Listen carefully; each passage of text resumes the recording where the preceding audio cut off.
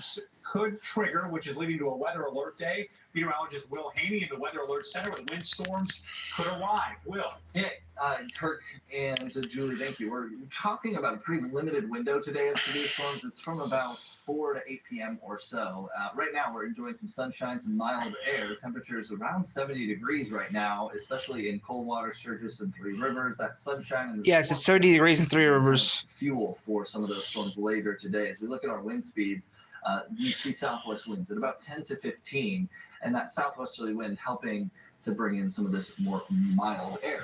As we look on satellite radar here, just want to turn attention to some showers and even a little isolated thunderstorm out over north central Illinois.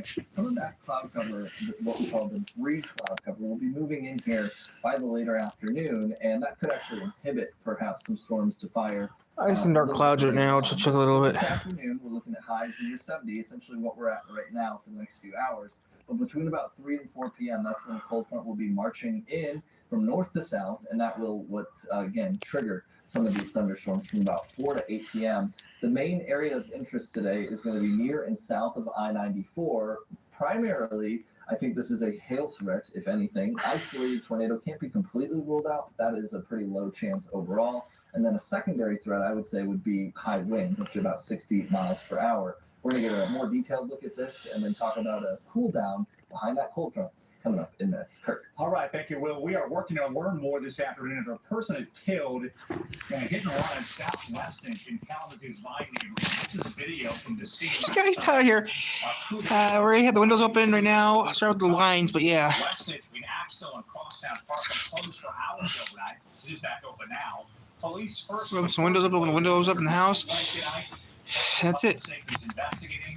We are making calls on this today as we work to learn more.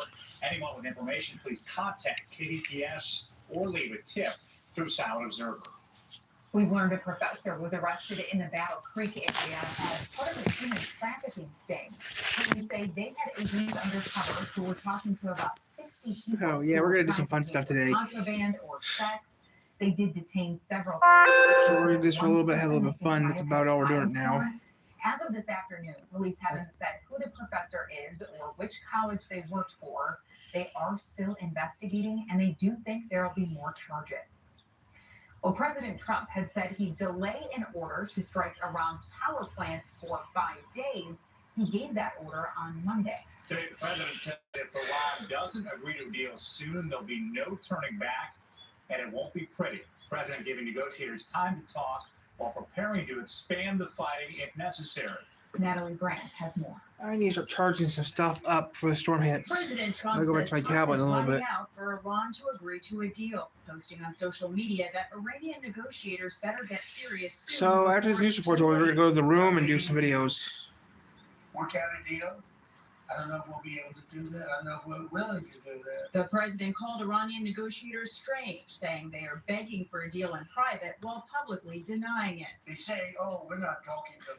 Anybody would know that, right? Iran's denials continued Thursday with Foreign Minister Abbas Araghchi telling state media that no negotiations have taken place, but admitted that sometimes messages get exchanged through friendly countries. We have, along with your foreign policy team, presented a 15-point action list that forms the framework for a peace deal.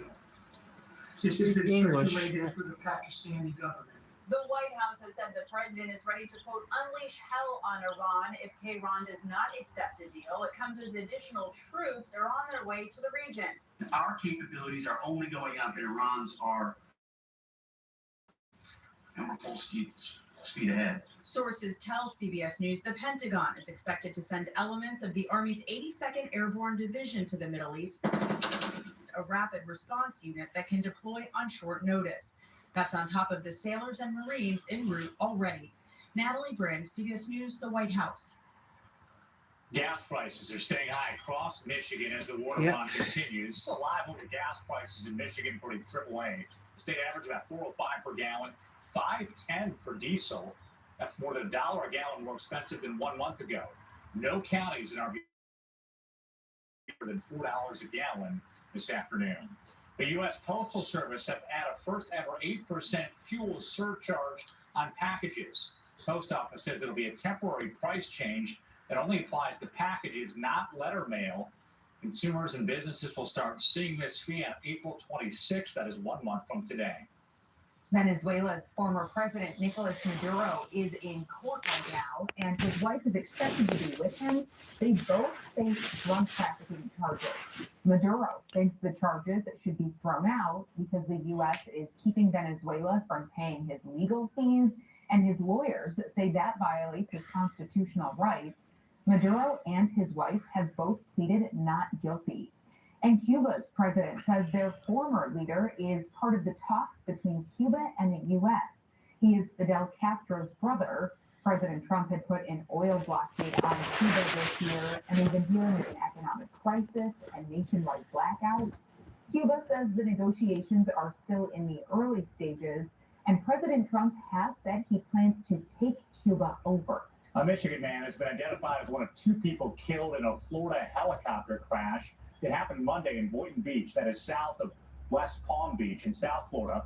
Officers were called after a small